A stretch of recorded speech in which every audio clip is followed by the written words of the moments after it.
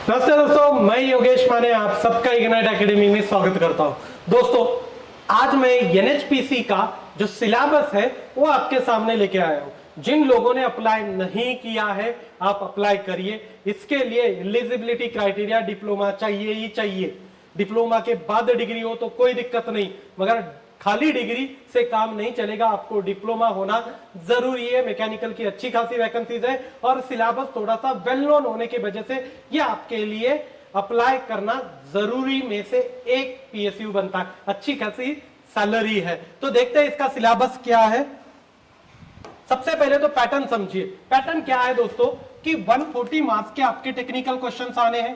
कितने क्वेश्चंस आने हैं? 140 मार्क्स के टेक्निकल क्वेश्चन। उसके बाद में 30 क्वेश्चन आपके कहां से आएंगे? रीजनिंग से। और 30 क्वेश्चंस आपके जनरल अवेयरनेस से। ऐसे 200 क्वेश्चन 200 मार्क के लिए आने वाले हैं। आज मैं पूरा सिलेबस आपको समझा दूंगा। सबसे पहले तो रीजनिंग। रीजनिंग के अंदर क्या क्या एडिशन किया गया है?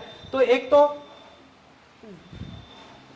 क्वेश्चन ऑन एनालॉजीज, उसके बाद में similarities, differences, space visualisation, problem solving, analysis, judgement, decision making, उसके बाद में visual memories, discrimination, observation, relationship concept, arithmetical reasoning, verbal and figure classification, arithmetical number series etcetera. इतनी रीजनिंग के टॉपिक्स है। Reasoning अच्छे से करनी है आपको। 30 क्वेश्चंस आने, 30 मिनट्स भी लगभग आपको मिलेंगे। क्वेश्चन पेपर देखो अच्छा खासा बनने वाला है और सिंपल में से आएगा, क्योंकि डिप्लोमा के ऊपर है तो ज्यादा टेंशन लेने की जरूरत है नहीं। उसके बाद में जनरल अवेयरनेस। अब जनरल अवेयरनेस के टॉपिक बता दिए, बहुत अच्छा किया, क्योंकि हमारी जो प्रिपरेशन की स्ट्रेटेजी है वो अच्छे से फिर बन जाएगी। तो देखिए क्या क्या है। एक तो हिस्ट्री है, उसके बाद कल्चर है, ज्योग्राफी है, इकोनॉमिक सेंस है, general polity and scientific research etcetera. ये जो टॉपिक है आपके सिलेबस में मेंशन किए गए। एक्सेट्रा में हो सकता है एक आधा दो क्वेश्चन करंट से रिलेटेड भी पूछा जाए।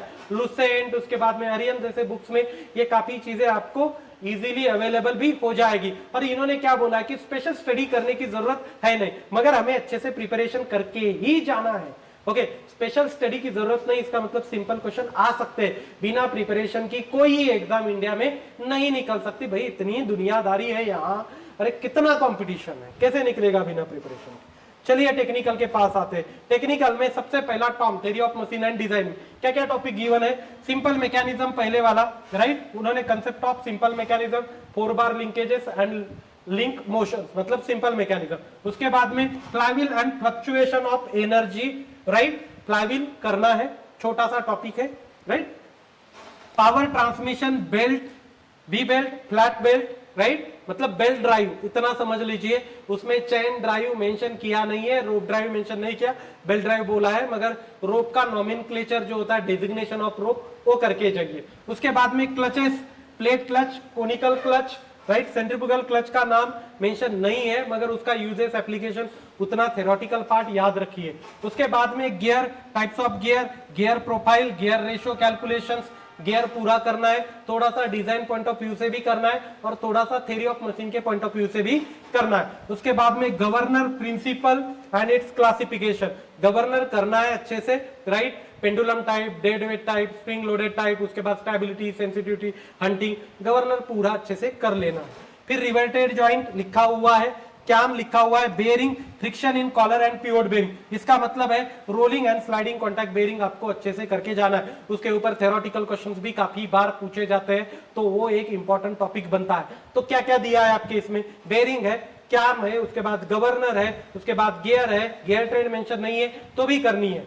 उसके बाद में क्लचेस है, क्लचेस के बाद बेल्ट ड्राइव है, फ्लाईव्हील है और सिंपल मैकेनिज्म है, दोनों मिला के।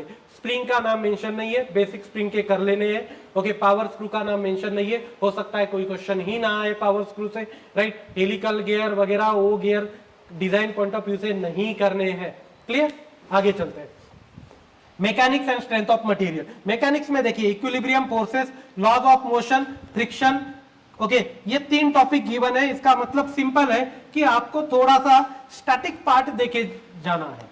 डायनामिक किया तो ठीक ही है, नहीं किया तो भी चलेगा, राइट। टाइम नहीं है तो छोड़ दीजिए, टाइम हो तो कर लीजिए डायनामिक भी, राइट। स्टैटिक मैकेनिक्स का है, राइट। थोड़े बहुत मैं एक सेशन लेके आने वाला हूं इसरो के लिए और फिर एनएचपीसी, इनको कंबाइन मिला के कर लेंगे। अब आप लोगों ने हमारा चैनल सब्सक्राइब नहीं किया हो तो कर लीजिए, बहुत काम की चीज है ये, क्योंकि मैं सेशन लेके ही आता हूँ, पूरी एडवर्टाइजमेंट भी लेके आता हूँ, इंपॉर्टेंट क्वेश्चन भी लेके आता हूँ, इसीलिए ये बहुत इंपॉर्टेंट बनता है। उसके बाद में concept of stress and strain, elastic limit and elastic constant, right, मतलब सिंपल स्ट्रेस एंड स्ट्रेन है। उसके बाद में bending moment and shear force diagram, SFD BMD है। उसके बाद में stress in composite bar, torsion of a circular shaft, buckling of a column and Euler's Rankine theory, thin walled pressure vessel. अब देखिए, एक याद रखिए, इन्होंने डिफ्लेक्शन ऑफ बीम मेंशन किया है क्या? नहीं किया, फॉर्मूले रट के जाओगे, बाकी छोड़ दोगे, राइट। थिक सिलेंडर मेंशन किया क्या? नहीं करेंगे, कोई दिक्कत नहीं, राइट। उसके बाद में यूलर्स फॉर्मूला, रैंकिन थ्योरी, वो तो करना है, कॉलम एंड स्ट्रेस करना। एसएफडी बीएमडी मेंशन है, बिल्कुल है। प्रिंसिपल स्ट्रेस स्ट्रेन मेंशन है क्या? नहीं, मगर क्वेश्चंस आते ही है तो करना ही है। थ्योरीज ऑफ फेल्यूर भी करना है, क्वेश्चन पूछे जाते हैं। थोड़ा सा क्या होता है, मटेरियल साइंस और थ्योरीज ऑफ फेल्यूर को मिक्स करके भी क्वेश्चन पूछे जाते हैं, इसीलिए थ्योरीज ऑफ फेल्यूर भी अच्छे से करके जाना है, नहीं मेंशन हुआ तो भी। उसके बाद में प्रिंसिपल स्ट्रेस स्ट्रेन लगता नहीं है मेंशन है, मगर क्वेश्चंस आते हैं, करना है उसको। उसके बाद में थर्मोडायनामिक्स के अंदर, ओके, पहला जो है आपको बेसिक हीट एंड वर्क के कैलकुलेशन, जीरोथ लॉ वगैरह सब, राइट, प्रॉपर्टीज, उसके बाद में टाइप्स ऑफ सिस्टम वगैरह वो करना है। उसके बाद आपको प्रॉपर्टीज ऑफ प्योर सब्सटेंस पूरा अच्छे से करना है, मेंशन किया है सिलेबस में। फर्स्ट लॉ पूरा करना है, स्टडी फ्लो प्रोसेस के लिए और ट्रांजिएंट के लिए भी करना है। Second law with all statement, मतलब क्लॉसियस, और उसके बाद केल्विन प्लैंक इनइक्वालिटीज, उसके बाद में थर्मोडायनामिक टेम्परेचर स्केल, सब करना है। उसके साथ एंट्रोपी भी करना है, एंट्रोपी भी मेंशन है, राइट, एंट्रोपी भी अच्छे से करना है। हाँ, अवेलेबल एनर्जी, अवेलेबिलिटी, इरिवर्सिबिलिटी, उसके बाद में टीडीएस रिलेशनशिप, ये करने की जरूरत है क्या? तो नहीं किया चलेगा। आइडियल गैस भी करना है, क्योंकि आइडियल गैस कभी एग्जाम में डायरेक्टली मेंशन नहीं रहता है, तो भी हमें करना होता है। चलिए आगे। उसके बाद में यह स्टैंडर्ड साइकिल, अब देखो यहां ऑटो, डीजल, ड्वेल, तीनों साइकिल अच्छे से करना है। उसके अलावा Carnot cycle, Stirling cycle, Ericsson cycle, Atkinson cycle, इनकी इफिशियंसी, उनमें कौन कौन सी प्रोसेस है ये करना है, कब इफिशियंसी बढ़ती है, कब कम होती है, वो सब चीजें। उसके बाद में परफॉर्मेंस ऑफ आईसी इंजन, इसका मतलब ब्रेक इफिशियंसी, ओके। उसके बाद मैकेनिकल इफिशियंसी, इंडिकेटेड पावर, उसके बाद थर्मल इफिशियंसी, उसके बाद ब्रेक पावर्स, ओके, ये करना है, मेंशन है सिलेबस में। उसके बाद IC engine combustion, CI SI engine का कंबशन, उसके बाद में नॉकिंग वगैरह, डिटोनेशन, कब कहां डिटोनेशन होता है, कब कम होता है, कब ज्यादा होता है वो। उसके बाद में IC engine cooling and lubrication, ये कम क्वेश्चन सभी एग्जाम में पूछे जाते हैं, राइट। थोड़ा बहुत इसके बारे में रीड करिए, कूलिंग एंड लुब्रिकेशन में बहुत डिटेल में जाने की जरूरत नहीं है। उसके बाद में Rankine cycle, okay, Rankine cycle पूरा, रीजनरेशन, रीहीटिंग, सुपर हीटिंग, सब करना है रैंकिन साइकिल। कब इफिशियंसी बढ़ती है, बॉयलर प्रेशर बढ़ेगा तो क्या होगा, कंडेंसर प्रेशर घटेगा तो क्या होगा, ये सब करना है। रैंकिन साइकिल पूरी 100% सही से करनी। इसी के साथ गैस साइकिल भी पूरी करनी है। गैस साइकिल, रैंकिन साइकिल, दोनों पावर साइकिल अच्छे से कर लेना। बॉयलर मेंशन है तो बॉयलर अच्छे से करना है। यहाँ डायरेक्टली बॉयलर के टाइप मैंने 10-12 टाइप्स पढ़ाए हैं, वो 10-12 टाइप्स पूरे अच्छे से कर लेना है। बॉयलर हो गया, फिर उसके बाद में आपको एसेसरीज, माउंटिंग वगैरह क्या होता है वो सब करना है। हमारे नोट्स है, ओके, इग्नाइट एजुकेशन के, इग्नाइट एकेडमी के ऐप पे जाइए, डाउनलोड्स में मेरे हैंड रिटन नोट्स मिलेंगे, उनमें ये सब कुछ है।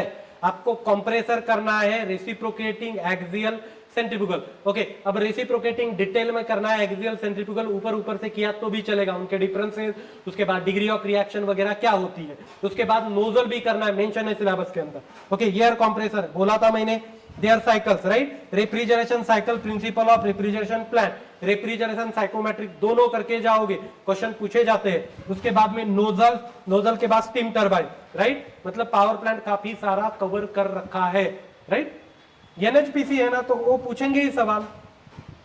उसके बाद में फ्लूइड मैकेनिक, पहले तो फ्लूइड की प्रॉपर्टी मतलब डेंसिटी वगैरह वो सब, surface tension, capillarity, okay, compressibility, सब विस्कोसिटी, वो सब property, Newton's law of cooling, Newtonian fluid, non Newtonian fluid, सब पूरा टॉपिक 100% करना है। उसके बाद में प्रेशर एंड प्रेशर मेजरमेंट, वो भी करना है। बायोन्सी फ्लोटेशन मेंशन नहीं है तो भी करना है। काइनेमेटिक्स पूरा करना है, उसके बाद डायनामिक्स पूरा करना है, लैमिनार फ्लो अच्छे से करना है, फ्लो थ्रू पाइप अच्छे से करना है, टर्बुलेंट ऊपर ऊपर से करिए। नॉन डायमेंशनल एनालिसिस मेंशन नहीं है, मगर जो 5-6 वो नॉन डायमेंशनल नंबर्स है ना, उनकी डेफिनेशन उतनी करनी है, बाकी छोड़ दिया तो भी चलेगा। उसके बाद बाउंड्री लेयर थ्योरी कहीं मेंशन नहीं है, आजकल उसके ऊपर क्वेश्चन काफी कम पूछे जाते हैं, इसीलिए वो नहीं किया तो भी चलेगा। सिलेबस देखिए वही मिलेगा, fluid kinematics, fluid dynamics, okay पूरा, वेंचुरोमीटर, ओरिफिस मीटर, उसके बाद में पिटोट ट्यूब, उसके बाद आपका बर्नौलीज इक्वेशन, ये सब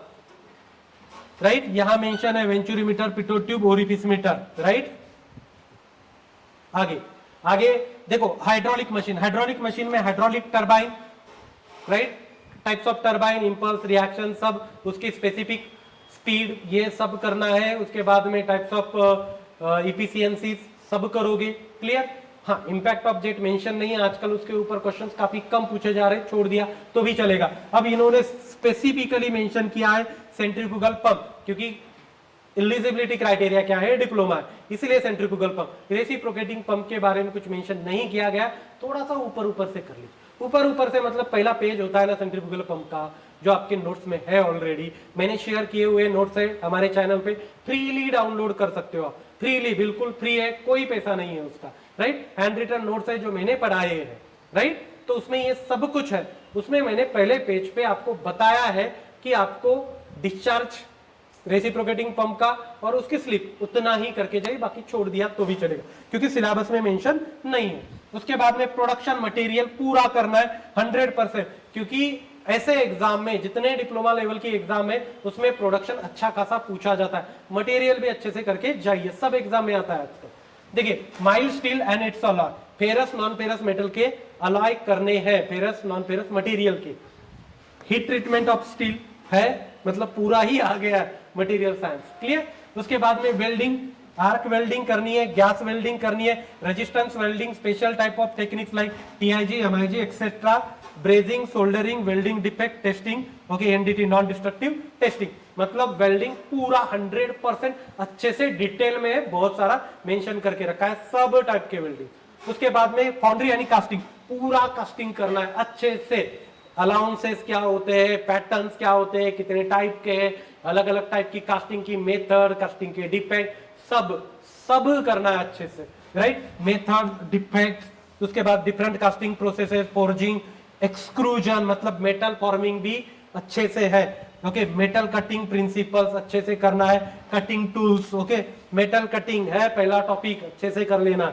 उसके बाद basic principle of machine, lathe machine, milling machine, drilling machine, shaping, grinding, सब mention, machines, tools, manufacturing processes, right, ये सिलेबस मेंशन है। इसके अलावा जो मेंशन नहीं वो क्या है, मेट्रोलॉजी इंस्पेक्शन करोगे आप, जिग पिक्चर करना है, नॉन कन्वेंशनल मशीनिंग ऊपर से करना है, कोई रिस्क नहीं लेना है हमें, कोई नहीं लेना है, क्योंकि अच्छी खासी वैकेंसीज है, ओके। और सिलेबस हमारा वेल नोन सिलेबस है। एक और सरप्राइज एलिमेंट इन्होंने ऐड कर रखा है, वो है engineering drawing, right, surprise element है, इंपॉर्टेंट है, बहुत डिटेल में इंजीनियरिंग ड्राइंग सिलेबस के अंदर नहीं है। उन्होंने क्या बोला है, introduction to orthographic projection, first angle and third angle method, their symbols, right, मतलब इंट्रोडक्टरी पार्ट है।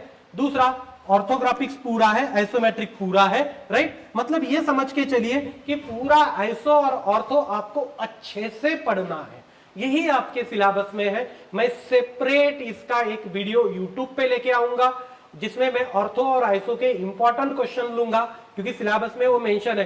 हो सकता है आपके एग्जाम में आने वाले 90% क्वेश्चन उसी से आए, एक आधा क्वेश्चन बाहर चला गया तो ही, ओके, अच्छे से आपको बताया जाएगा। इसके लिए चैनल सब्सक्राइब करके रखना आपके लिए बहुत जरूरी है, राइट। ऐसे सब्जेक्ट जो है ना कि एक आधा एडिशनल आ जाता है, वो तो मैं सेपरेटली लेके आता हूँ अपने स्टूडेंट को अच्छा हो इसीलिए, और वो फ्री ऑफ कॉस्ट में लेके आऊंगा। तो चैनल सब्सक्राइब करना भूलना ही नहीं है, क्या आ जाता है पुकट में सब्सक्राइब करने में, राइट, और फिर जब आएगा वीडियो तो पता ही चलता है, क्लियर। इसके बाद अब इसके लिए ये जो एनएफपीसी है ना, उसके लिए बेस्ट सुटेबल कोई टेस्ट सीरीज होगी तो हमारे पास है, वो है 10,000 क्वेश्चन की टेस्ट सीरीज। ये सिविल, ये मैकेनिकल की है, राइट, मैकेनिकल का आधा फोटो शायद मुझसे क्रॉप हो गया।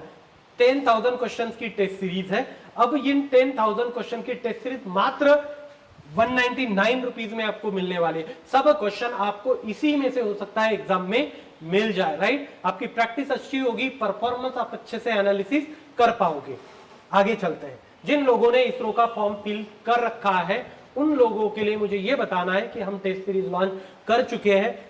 सब्जेक्ट वाइज 36 होंगे, फुल सिलेबस 4 टेस्ट होगी, ऐसे टोटल 40 टेस्ट इसरो के ऊपर है। उसके भी कॉस्ट 199 रखी गई है। बहुत ही कम कॉस्ट में हम चीजों को ऑफर करते हैं, राइट। क्योंकि लास्ट में देखो इसका सेटिस्फेक्शन कुछ और ही होता है कि हम स्टूडेंट तक पहुंच रहे हैं, राइट। तो दोस्तों यहां रुक जाता हूं मैं। थैंक यू सो मच, और भूलना नहीं कि इस चैनल को आपको सब्सक्राइब करना है। Thank you so much guys for listening me. Thank you so much.